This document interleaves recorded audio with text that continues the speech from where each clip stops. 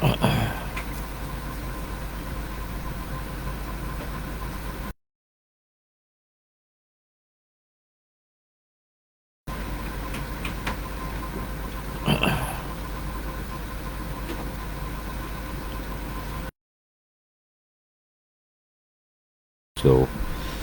my voice may be a little gravelly. It's the 27th of March, 2024, and it's a cold, cold day here in Pineville. It's 24 degrees this morning. This weather's kind of schizophrenic. Can't decide what it's going to do. One day it's in the 70s, and the next day it's down in the 20s. So today I want to talk about philosophy. The philosophies of men. You know, the definition of philosophy is a systematic study of general and fundamental questions concerning reason, knowledge, value, mind, and language. Existence, reason, knowledge, value, mind, and language. You know, when I was in the university, we studied the philosophers. Philosophers like Socrates, Aristotle, Plato, Kant, Nietzsche, and many others. And one thing was absent of every one of those philosophers, and that was a disregard for the true life giver, Jesus Christ. Aristotle, Socrates, Plato, Nietzsche,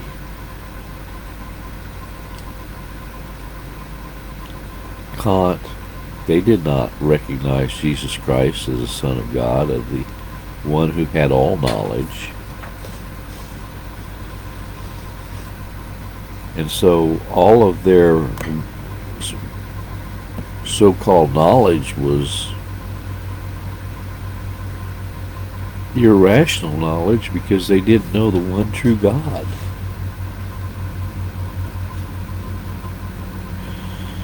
Colossians 2:3 says, "In whom," speaking of Christ, "are hid all the treasures of wisdom and knowledge." Richard Bennett, a former priest in Trinidad for 22 years, told me that the first 2 years of seminary in Rome, where he studied as the Roman Catholic Church, they didn't even open the Bible. They looked at all the philosophers.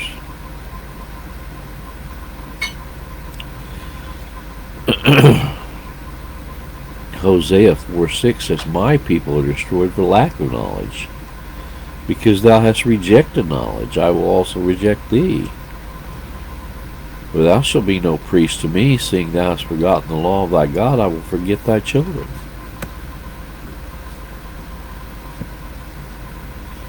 True knowledge is the recognition of who the true knowledge giver is.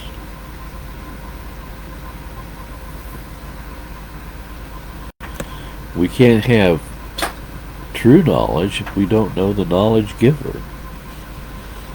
We don't understand existence if we don't understand the one who created all things, the Creator. And Aristotle and Socrates and Kant and Nietzsche and Plato didn't understand who the true life giver was. Job 38:2, "Who is this that darkeneth counsel by words without knowledge?" But when we have the knowledge of Christ, Psalm 139:6 says, "Such knowledge is too wonderful for me, it is high, I cannot attain unto it."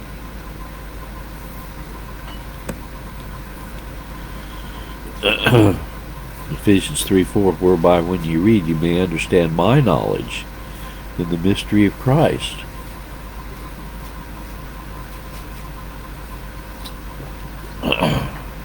Only God can teach us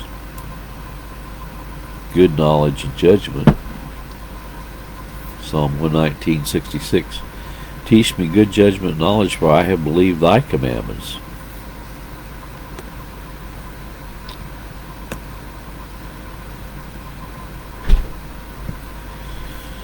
Well, it's good that we have been given the knowledge of salvation, is it not? You ever hear Plato or Socrates or Kant or Nietzsche or Aristotle talking about the knowledge of salvation? Luke 1:77, to give knowledge of salvation unto his people by the remission of their sins.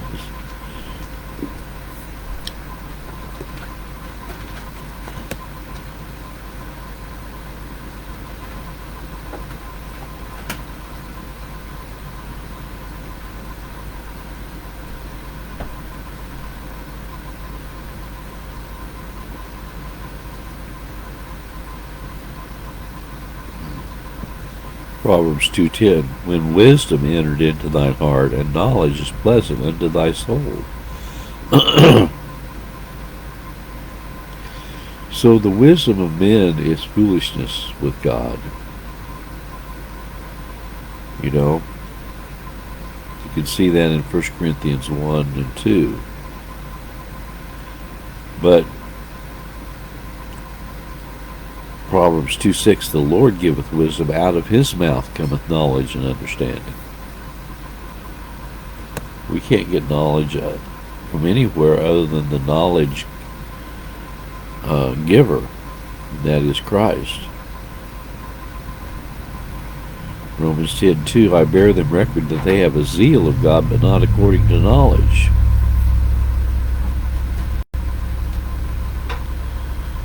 Job 15:2, should a wise man utter vain knowledge and fill his belly with the east wind?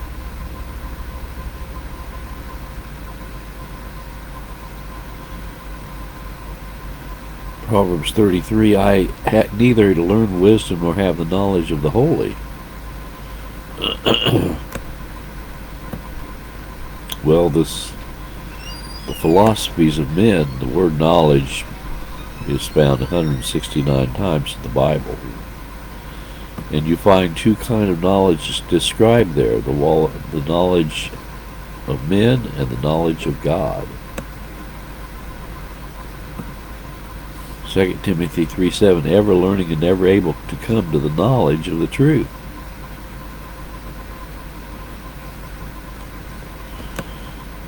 You know, after Richard Bennett studied 2 years the philosophies of men, and after being a priest for 22 years, it was revealed to him the truth of the knowledge of God. He came out of the Roman Catholic Church.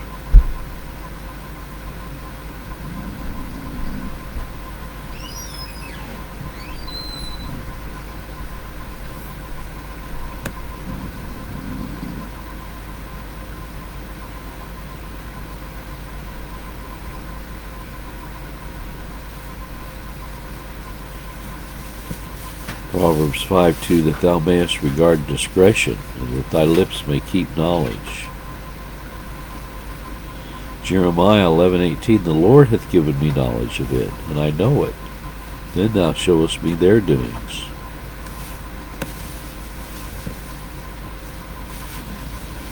Proverbs 14:7, go from the presence of a foolish man, when thou perceivest not in him the lips of knowledge. These philosophers, these educators, these professors think they're so wise. They think they're so smart. They think they're so intelligent. But yet they have not the truth. But they speak things in vanity, in vain. Hosea 6:8, I desired mercy and not sacrifice, and the knowledge of God more than burnt offerings.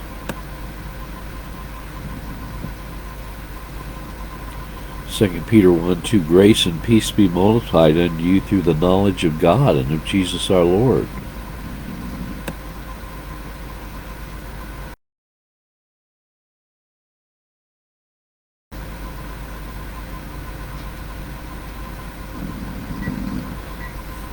Christ warned the Pharisees and the lawyers and the scribes and the hypocrites about their their earthly wisdom. He said, woe unto you, lawyers, for you have taken away the key of knowledge. Ye entered not in yourselves, and them that were entering in ye hindered.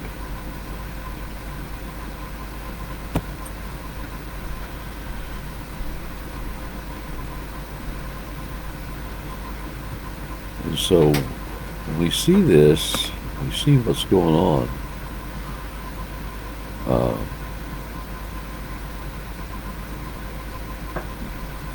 Proverbs 2:5, then shalt thou understand the fear of the Lord and find the knowledge of God. Proverbs 1:7, the fear of the Lord is the beginning of knowledge, but fools despise wisdom and instruction.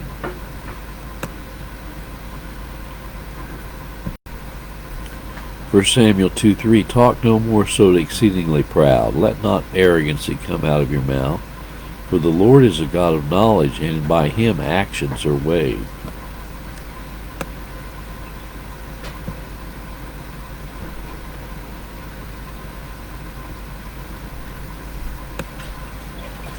Ephesians 1:10, that ye might walk worthy of the Lord unto all pleasing, being fruitful in every good work and increasing in the knowledge of God. So anyway, all of that garbage that was taught to me in the university, God has caused me to cast it aside, realize that it was nothing other than foolishness. You cannot gain truth from those who deny truth. You cannot gain truth from those who deny truth.